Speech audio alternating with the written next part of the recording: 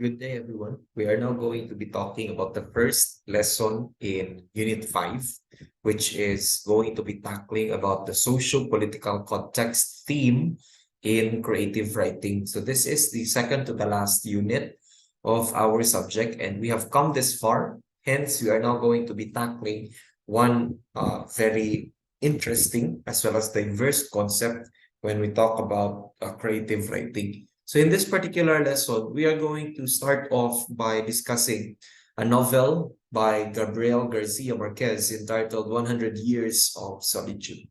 This is a novel about magic and family history, political stances of Marquez in relation to the history of Latin America.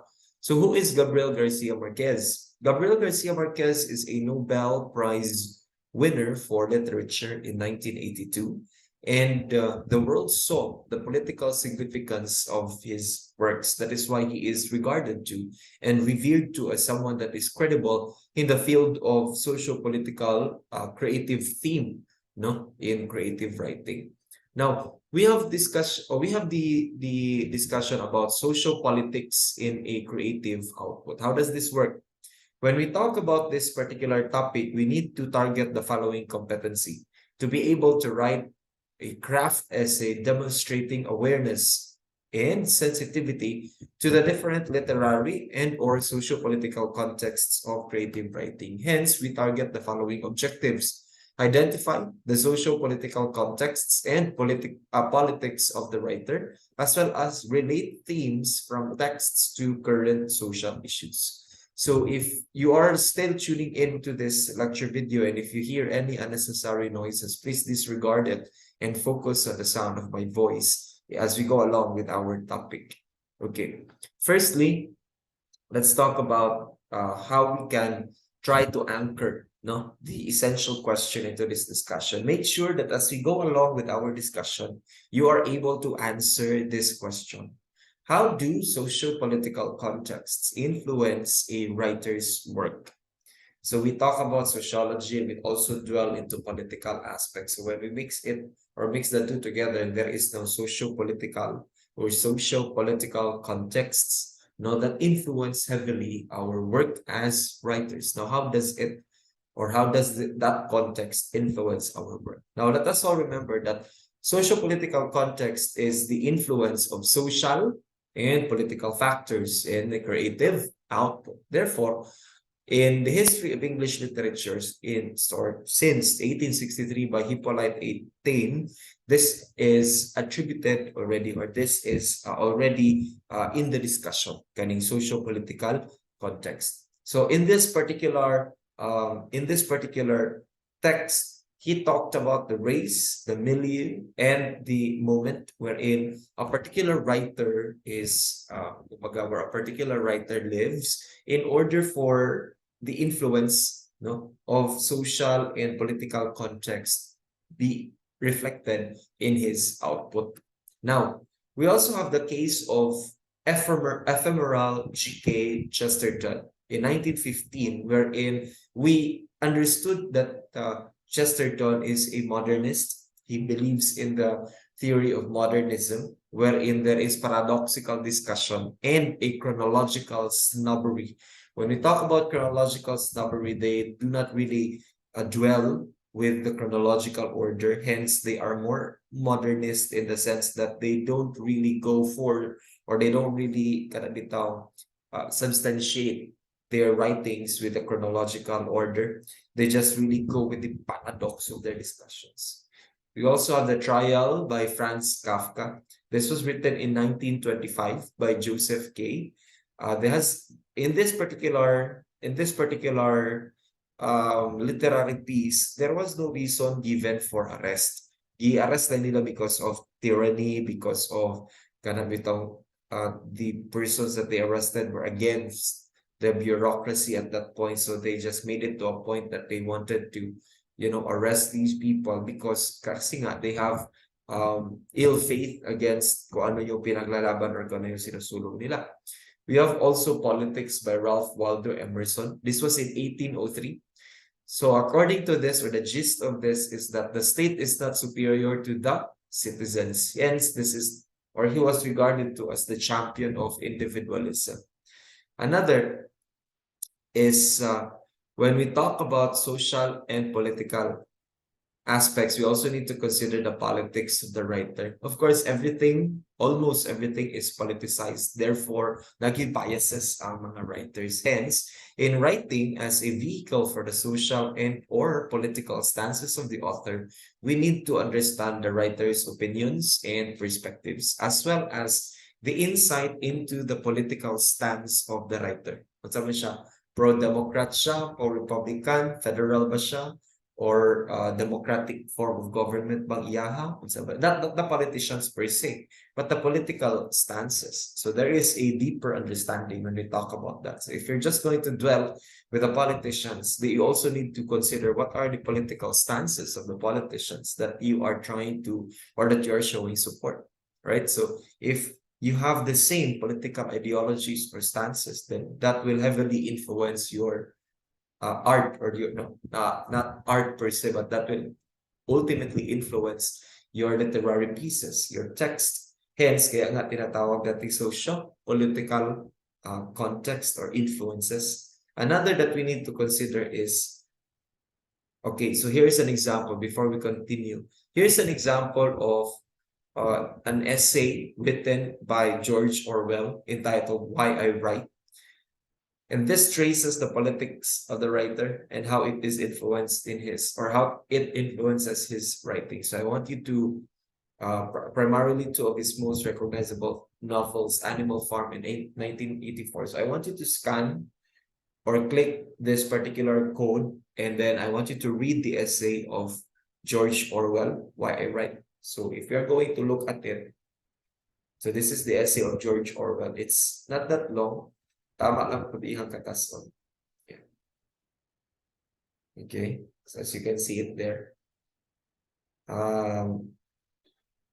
Inani lang kamubo ang essay ni George Orwell entitled Why I Write. So I want you to go through that, and I want you to read that one in order for us to understand best also, what we have, what we are tackling about.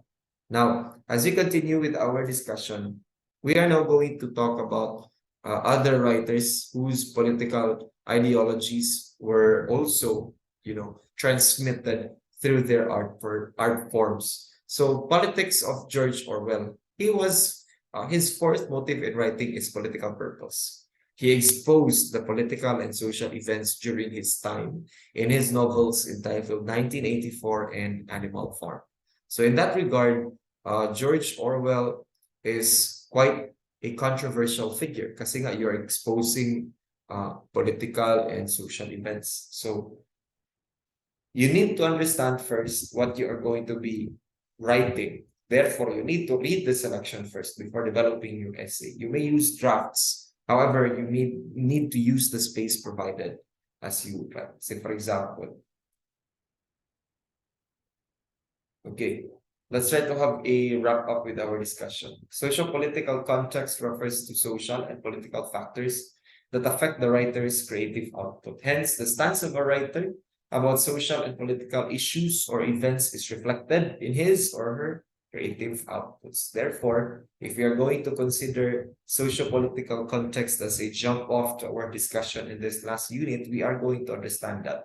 In this particular regard, socio-political context refers to how you can creatively develop or devise a particular text with the influence of your social and political perspective. Let's go back to the literary piece, Why I Write. Allow me to read this one. From a very early age, perhaps the age of 5 or 6, I knew that when I grew up, I should be a writer. Between the ages of about 17 and 24, I tried to abandon this idea, but I did so with the consciousness that I was outraging my true nature and that sooner or later I should have to settle down and write books. I was the middle child of 3, but there was a gap of 5 years on either side, and I barely saw my father before I was 8. For this and other reasons, I was somewhat lonely, and I soon developed disagreeable mannerisms which made me unpopular throughout my school days. I had the lonely child's habit of making up stories and holding conversations with imaginary persons. And I think from the very start, my literary ambitions were mixed up with a feeling of being isolated and undervalued. I knew that I had a facility with words and a power of facing unpleasant facts, and I felt that this created a sort of private world in which I could get my own back for my failure in everyday life. Nevertheless, the volume of serious, such as seriously intended writing, which I produced all through my childhood and boyhood, would not amount to half a dozen pages. I wrote my first poem at the age of 4 or 5, my mother taking it down to dictation. I cannot remember anything about it except that it was about a tiger and a tiger had chair-like teeth. A good enough phrase, but I fancy the poem was a plagiarism of Blake's Tiger Tiger. At 11, when the war or 1914 to 1918 broke out, I wrote a patriotic poem which was printed in the local newspaper, as was another 2 years later on the death of Kitchener. From time to time, when I was a bit older, I wrote bad and usually unfinished nature poems in the Georgian style. I also attempted a short story which was ghastly failure.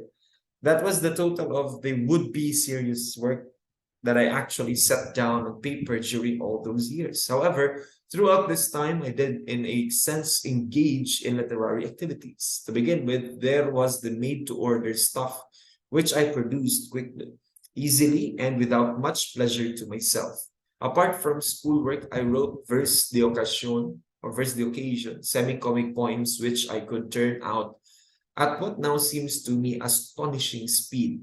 At 14, I wrote a whole rhyming play in imitation of Aristophanes in about a week and helped to edit a school magazine, both printed and in manuscript. These magazines were the most pitiful burlesque stuff that you could imagine, and I took far less trouble with them than I now would with the cheapest journalism. But side by side with all this, for 15 years or more, I was carrying out a literary exercise of a quite different kind. This was the making up of a continuous story about myself, a sort of diary existing only in the mind. I believe this is a common habit of children and adolescents. As a very small child, I used to imagine that I was, say, Robin Hood, and picture myself as the hero of thrilling adventures, but quite soon my story ceased to be narcissistic in a crude way and became more and more a mere description of what I was doing and the things I saw. For minutes at a time, this kind of thing would be running through my head. He pushed the door open and entered the room. A yellow beam of sunlight, filtering through the muslin curtains, slanted onto the table where a matchbox, half open, lay beside the ink pot. With his right hand with his right hand in his pocket, he removed across to the window. Down in the street of tortoiseshell cat was chasing a dead leaf, etc., etc. This habit continued until I was about 25, right through my non-literary years. Although I had to search and did search for the right words, I seemed to be making this descriptive effort almost against my will, under a kind of compulsion from outside. The story must, I suppose, have reflected the styles of the various writers I admired at different ages, but so far as I remember, it always had the same meticulous descriptive quality. When I was about 16, I suddenly discovered the joy of mere words, such as the sounds and associations of words, the lines from Paradise Lost. To see how difficulty and labor hard moved on with difficulty and labor he. So that was an excerpt from um, the essay of Why I Write, according to the literary figure that we have discussed,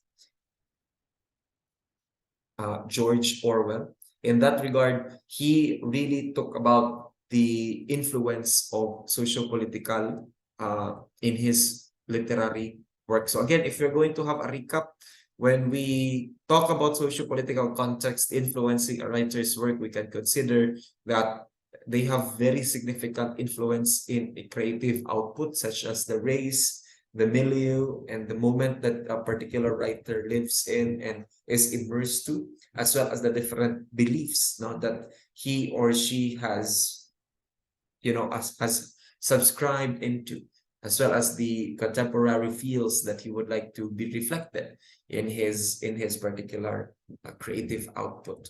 So if you're going to make it as a source of our as a vehicle, of our political stances, then we can really express our opinions and perspectives, hence our political stances as a writer.